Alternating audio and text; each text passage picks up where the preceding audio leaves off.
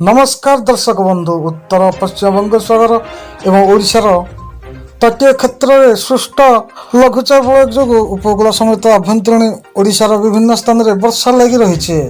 आगामी 4 दिन पर्यंत राज्य अनेक जिले में प्रबल अति प्रबल वर्षा संभावना रही। यह सहित उपरमुंडे प्रबल वर्षा और लघुचाप को दृष्टि रखी छत्तीसगढ़ सरकार कलमा डैम सब गेट खोली देइछे। यापर संबलपुर स्थित हीराकुद डैम रे जलस्तर वृद्धि पाइबारे लगी।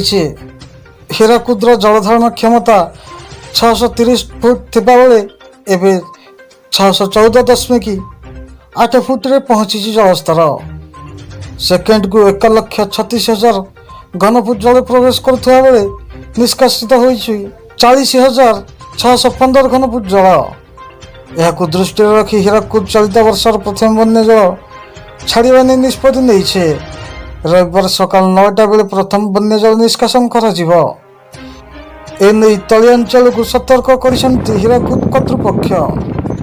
हीराकुद डैम यार 5टी गेट खोल स्थिति को देखि आगामी केतोटी गेट खोल जना पड़ो बोली मुख्य जंत्री कहते। हीराकुद बन्य जल छाड़ा पूर्व डैम कर्तृपक्ष संबलपुर हीराकुद और बुर्लार सतर्क कराइछन्ते। आगक वर्षार संभावना जोगु जल संपद विभाग ग्राउंड रे थिबा अधिकारी को प्रस्तुत रहिबा को निर्देश दिया जाइछे।